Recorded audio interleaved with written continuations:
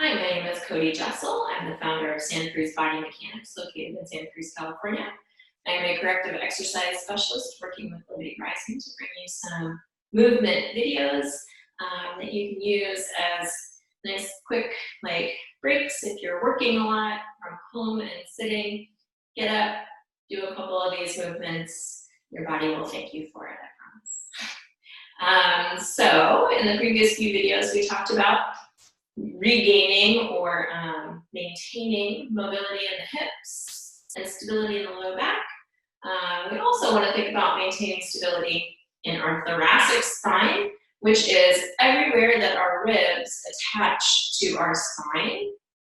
So we can think about our thoracic spine as our rib cage and the vertebra that our ribs attach to in the back, right? So the architecture of those joints dictates that mobility is the best thing for the thoracic spine. When we sit a lot and when we kind of get into this hunched mode, I do all the time, we start to lose mobility in the hips and in the thoracic spine. So as much as we can encourage those two areas to maintain mobility, the happier our body is going to be. So what I'm going to have you do now is lie down on the floor or on your mat. I'm going to start on my left side. I'm going to let my left arm come all the way down onto the floor, and then I'm going to rest my head on my arm. If this is not comfortable for you, grab a pillow or maybe a soft ball, yoga block. Any of those things work. You just want your head to be in line with your spine, right? This is maybe a little bit funky for the shoulder and the neck. Not the most ideal position because our head is just basically falling off of our body. So we want to put our head back on our spine, and we'll start there. You're going to take your top arm, and you're going to reach your top arm forward along the floor, and really reach across the room, so you're almost rolling towards the floor. You're going to lift your top arm up to the ceiling, and you're going to watch your hand as it starts to travel behind you. You notice that I kind of took my bottom hand to the back of my head for a little bit of support. That just makes me feel better. If you have a neck that kind of needs some support, this is a good way to do it, placing your hand back. So as soon as I start to watch my hand, I'm going to keep my eyeballs on my hand as I begin to reach for the back of the room. And notice that when I keep my knees and my hips stacked, I'm really giving this rotation primarily to my thoracic spine, right? If I let my knees and hips come apart, I'll start to rotate through my low back as well, which is not wrong. It's just different, right? And so you want to do one or the other on purpose, right? Try both and see which one feels better.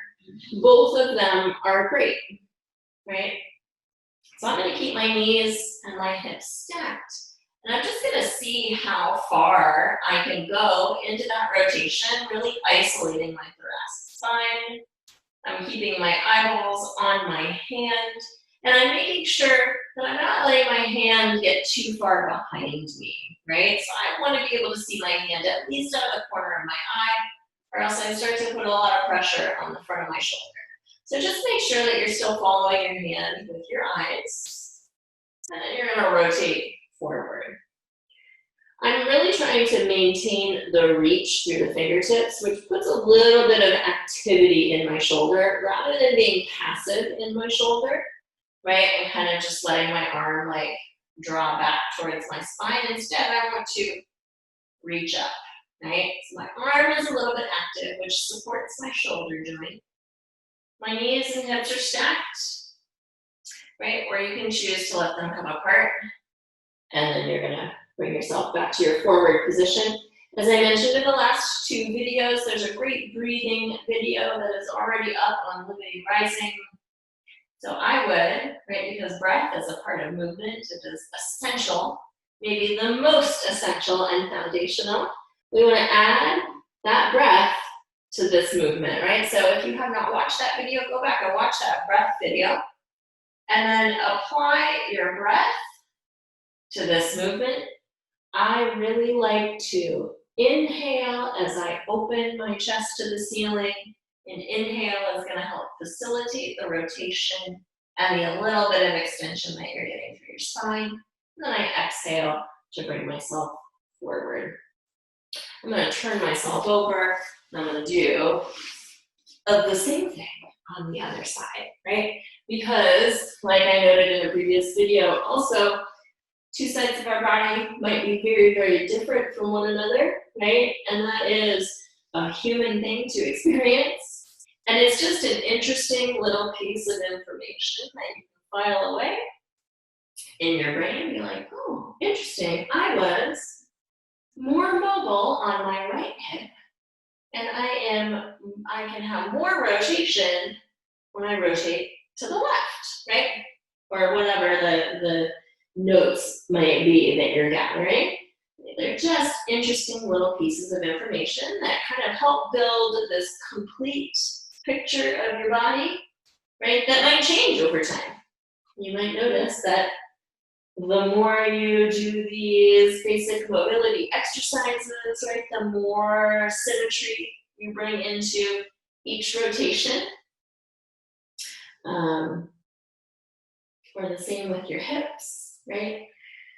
And so the body is always changing. We are a living and breathing animal. It is very interesting to notice these changes in our body. Inhale as you reach back. Exhale as you come forward. Beautiful. Go ahead, push yourself up and have a seat. Maybe take a rotation seated over one shoulder and over the other shoulder. Excellent. I'll see you next time. Thank you for joining me here.